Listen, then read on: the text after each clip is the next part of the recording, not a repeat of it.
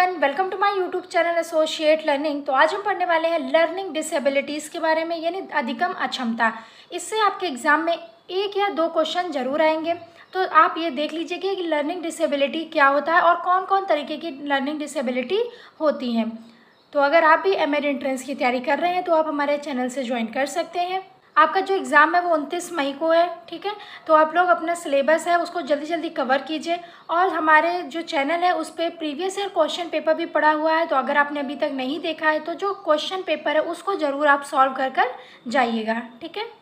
तो चलिए शुरू करते हैं हम अपनी आज की क्लास को शुरू करने से पहले अगर आप चैनल पर नए हैं तो चैनल को सब्सक्राइब करें, बेल आइकन को प्रेस करें। आप हमारे इंस्टाग्राम और टेलीग्राम से ज्वाइन कर सकते हैं।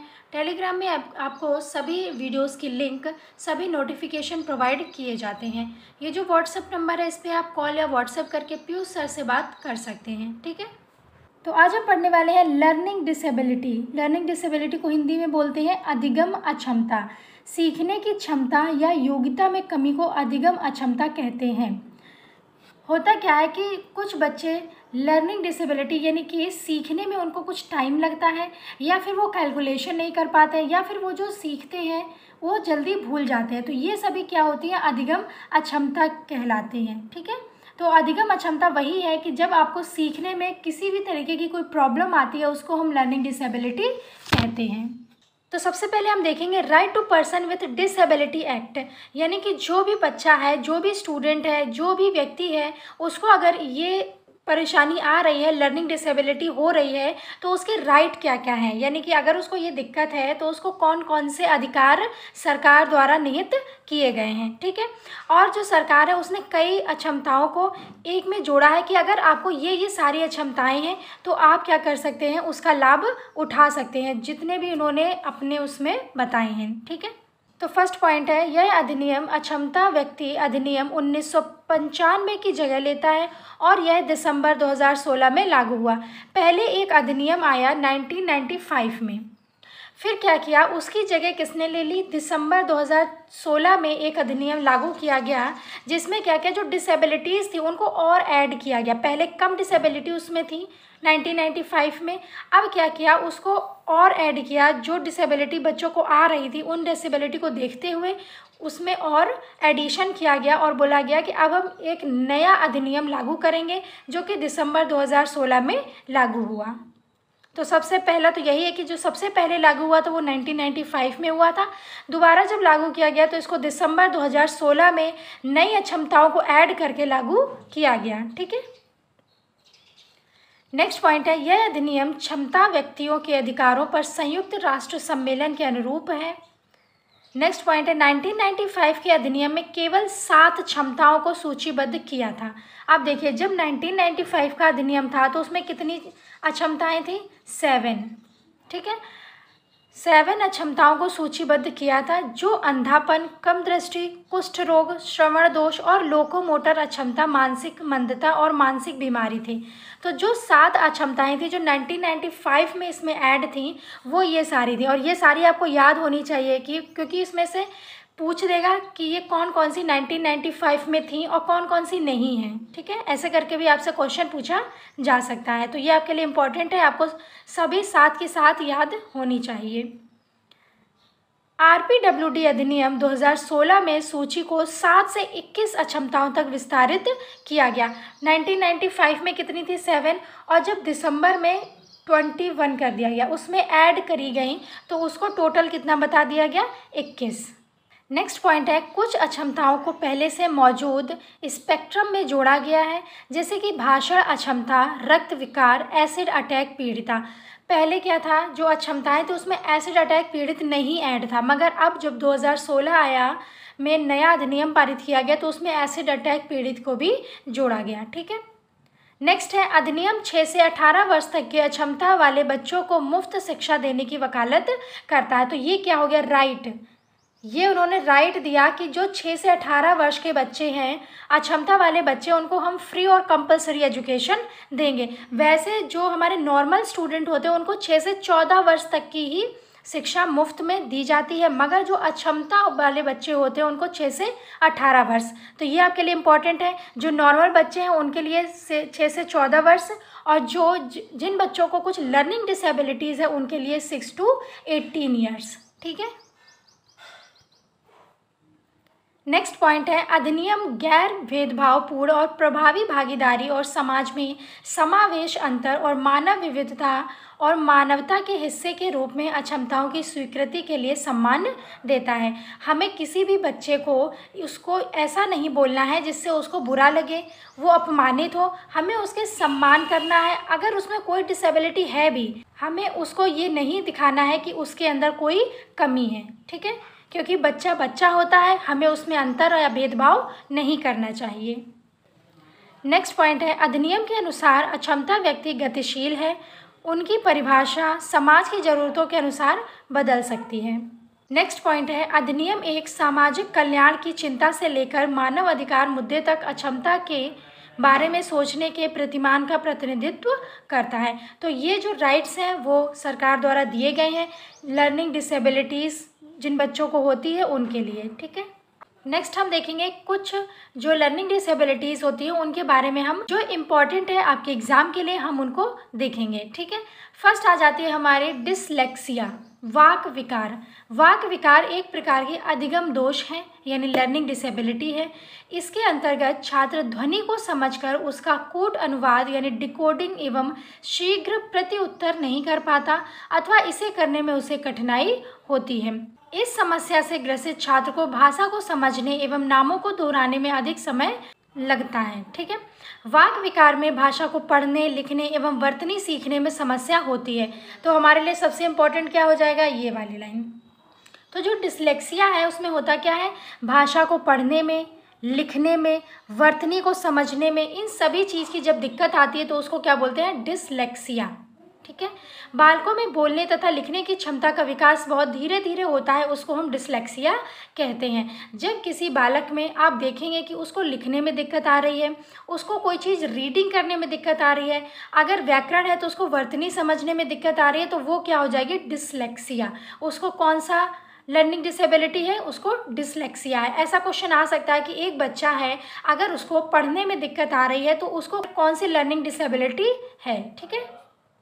नेक्स्ट हम देखेंगे ADHD, attention deficit hyper activity disorder. सबसे पहले तो इसका फुल फॉर्म हमारे लिए इंपॉर्टेंट हो जाता है। ADHD का फुल फॉर्म क्या है, attention deficit hyper activity disorder. ठीक है। तो जो इसका फुल फॉर्म है वो आपके लिए बहुत इंपॉर्टेंट है। सबसे पहले आप इसका फुल फॉर्म याद कर लीजिएगा। ठीक है।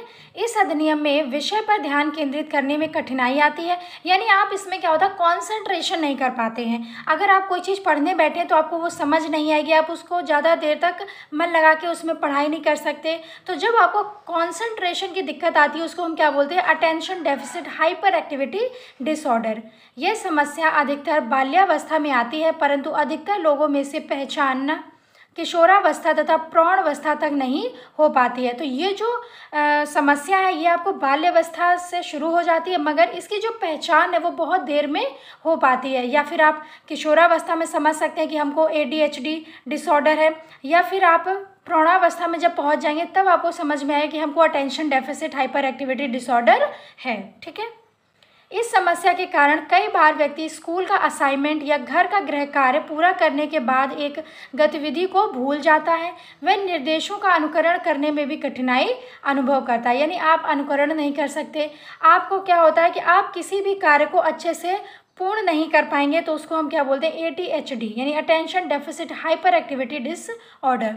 नेक्स्ट पॉइंट है, यहाँ यह ध्यान रखना महत्वपूर्ण है कि ADHD के इलाज के लिए समय और धैर्य की आवश्यकता होती है। अब जो हमारा ADHD है यानी जो डिसऑर्डर है उसको हम सही भी कर सकते हैं, मगर इसमें इलाज क्या होता है, बहुत उसमें टाइम लगता है और हमें बहुत ही धैर्य की ज़रूरत होती है। ठीक है। नेक्स्ट है मस्तिष्क में चोट।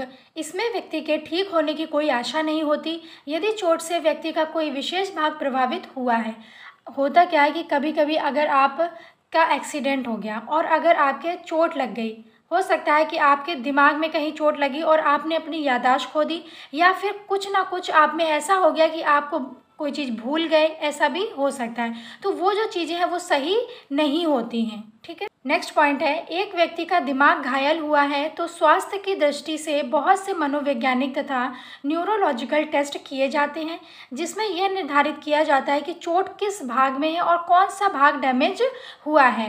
ठीक है, तो ये क्या होता है, मनोवैज्ञानिक जो होते हैं वो टेस्ट करते हैं और ये पता लगाते हैं कि आपका कौन सा भाग डैमेज हुआ है, क्या उसको सही किया जा सकता है या नहीं किया जा सकता है।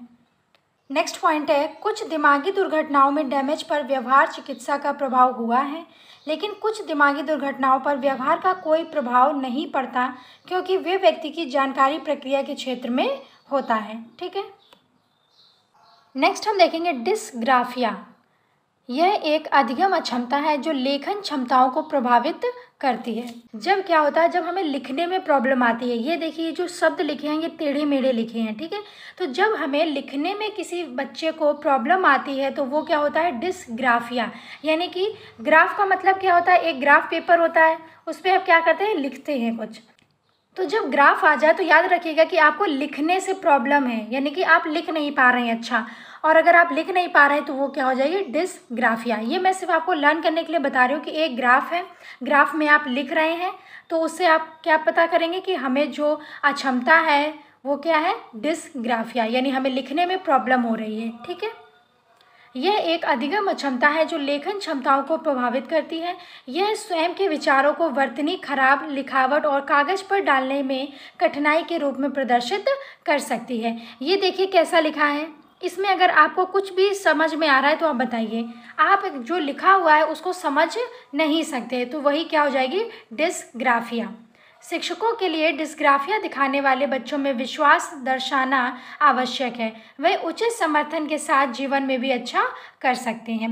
सिर्फ उनको लिखना नहीं आता है, ठीक है, मगर ऐसा नहीं कि उनका दिमाग कमज़ोर है, उनका दिमाग बिल्कुल अच्छा होता है, वो उनको सिर्फ लिखने में कुछ प्रॉब्लम आती है। क्वेश्चन ऐसा आ सकता है कि एक बच्चा है, वो कोई एक निबंध लिख रहा है, मगर वो उसने निबंध में क्या लिखा है ये हमें समझ नहीं आ रहा है, तो उसको कौन सी डिसेबिलिटी है। ठीक है, तो वो कौन सी हो जाएगी, डिस्ग्राफिया। ओके, आई होप आपको समझ में आ रहा होगा। अगर आपको समझ में आ रहा है तो वीडियो को लाइक करें, शेयर करें, सब्सक्राइब करें। ये सभी इंपॉर्टेंट टॉपिक हैं जो आपके एग्जाम में डायरेक्ट आ सकते हैं, इसीलिए मैंने सोचा कि आप छोटे छोटे टॉपिक आपको करा दिए जाएँ। नेक्स्ट हम देखेंगे डिसकैलकुलिया। डिसकैलकुलिया एक लर्निंग डिसेबिलिटी है जो गणितीय संचालन करने के को कठिन बनाता है, यानी कि आप कैलकुलेशन नहीं कर पाएंगे। अगर 2+2 भी लिखा है तो वो जो जिस बच्चे को डिसेबिलिटी होगी डिसकैलकुलिया वाली, वो ऐड नहीं कर पाएगा। तो जब वो उसको कैलकुलेशन से रिलेटेड कोई प्रॉब्लम आती है तो हम उसको कौन सी डिसेबिलिटी है, डिसकैलकुलिया। ठीक है, यह नंबर संबंधित अवधारणाओं को सीखने, सटीक गणना करने और समस्या हल करने और अन्य बुनियादी गणित कौशल प्रदर्शन करने के लिए किसी व्यक्ति की क्षमता को बाधित करता है। नेक्स्ट पॉइंट है, डिसकैलकुलिया को कभी कभी संख्या डिसलेक्सिया या गणित डिसलेक्सिया कहा जाता है। इसका नाम याद रखिएगा कि जो डिसकैलकुलिया है उसको संख्या डिसलेक्सिया और गणित डिसलेक्सिया भी कहा जाता है। तो क्वेश्चन आ सकता है कि अगर कोई बच्चा है, उसको नंबर्स से कोई दिक्कत आ रही है, उसको गणना करने में दिक्कत आ रही है, उसको जो सवाल है उसको सॉल्व करने में दिक्कत आ रही है, तो उसको कौन सी डिसेबिलिटी है, डिसकैलकुलिया। नेक्स्ट पॉइंट है स्वलीनता, आत्मकेंद्रिता, जिसको ऑटिज्म कहते हैं। दोहराव, रिपीटेटिव और बार बार किए जाने वाला व्यवहार बिहेवियर ऑटिज्म कहलाता है। दिव्यांगता सामाजिक संचार, सोशल कम्युनिकेशन में चुनौतियों का कारण बनती है। अगर आपको कम्युनिकेट करने को बोल दिया जाए कि जैसे कि आपका इंटरव्यू होगा इसमें, ठीक है, एमएड में आपका इंटरव्यू होगा, जब हमको कोई चीज़ नहीं आती तो हम क्या करते हैं, एक शब्द को बार बार रिपीट करते हैं, तो वो क्या होता है, ऑटिज्म। ऐसा नहीं है कि जो लर्निंग डिसेबिलिटी है वो किसी पर्टिकुलर बच्चे में भी हो, ये वाली तो हमारे सब में है, क्योंकि अगर हमें कोई चीज़ नहीं आती है या हम कहीं पे कोई चीज़ भूल जाते हैं तो हम एक शब्द को बार बार रिपीट करने लगते हैं, उसको क्या बोलते हैं, ऑटिज्म। किसी में ज़्यादा होती है, किसी में कम होती है। ठीक है, तो जब हम कम्युनिकेट कर रहे हैं, किसी से बात कर रहे हैं, तो हम एक अगर शब्द को बार बार रिपीट कर रहे हैं तो उसको हम क्या कहेंगे, ऑटिज्म। नेक्स्ट पॉइंट है आँखों का संपर्क नहीं बनाना और स्वयं को व्यक्त करने में समस्या ऑटिज्म में आम समस्या में से एक है। आम समस्या क्यों है? क्योंकि ये ज़्यादातर सभी को होती है, बस ये है जिसमें ज़्यादा होती है उसके लिए वो डिसेबिलिटी हो जाती है, जिसमें कम होती है तो वो अपना सही हो जाती है। ठीक है, तो ये जो डिसेबिलिटी है उसको सही किया जा सकता है काउंसलिंग करके। तो जब हम आँखों से संपर्क नहीं बना पाते और अगर बनाते हैं तो फिर हम कम्युनिकेट नहीं कर पाते, उसको हम क्या बोलेंगे? ऑटिज्म। नेक्स्ट हम देखेंगे गतिमान अक्षमता, लोकोमोटर डिसेबिलिटी। लोकोमोटर हमारी फिजिकल डिसेबिलिटी से रिलेटेड है। यह क्षमता शारीरिक अक्षमता या मसल्स का सही तरीके से नहीं चलना से संबंधित होता है। हम चल नहीं पाते, हम बैठ नहीं पाते, हम अच्छे से दौड़ नहीं पाते, तो जब हमें ये सारी समस्याएं आती हैं तो उसको हम लोकोमोटर डिसेबिलिटी कहते हैं। सामान्य तौर पर इसे हड्डियों, जोड़ों और मांसपेशियों से संबंधित अक्षमता के रूप में लिया जाता है। जब हमारी हड्डियों में कोई प्रॉब्लम होती है, हमारे जो जोड़ों होते हैं उनसे, जो हमारे ये जोड़ होते हैं, ठीक है, जो पैर के हो गए, हाथ के हो गए, जब तक ये सही से वर्क नहीं करेंगे तो हम ना अच्छे से दौड़ सकेंगे, ना चल सकेंगे, तो हमें दिक्कत होगी और उसी दिक्कत को, उसी परेशानी को हम बोलते हैं लोकोमोटर डिसेबिलिटी। इससे व्यक्ति के चलने फिरने, उठने बैठने या हाथ में सामान रखने आदि की समस्या पैदा होती है। उसके जो शरीर के अंग हैं वो अच्छे से काम नहीं करते, उसको हम लोकोमोटर डिसेबिलिटी कहते हैं। तो आज के लिए इतना ही रखते हैं। आई होप आपको समझ में आया होगा। इसमें सबसे इम्पॉर्टेंट जो है वो क्या है? ADHD, ठीक है, attention deficit hyper activity disorder. ये सबसे इम्पॉर्टेंट है, आपको इसका फुल फॉर्म भी लर्न करना है। तो ADHD हमारे लिए इम्पॉर्टेंट हो जाता है। हमारे लिए डिस्कैलकुलिया, डिसलेक्सिया, ठीक है, डिस्ग्राफिया, ये सभी हमारे लिए इम्पॉर्टेंट है। तो हमें इसके बारे में थोड़ा थोड़ा पता होना चाहिए कि ये क्या होते हैं, किस तरीके की इसमें डिसेबिलिटी होती है। तो अगर आपको लेक्चर पसंद आया हो तो वीडियो को लाइक करें, शेयर करें, सब्सक्राइब करें। मिलते हैं नेक्स्ट लेक्चर में। Stay connected. Thank you.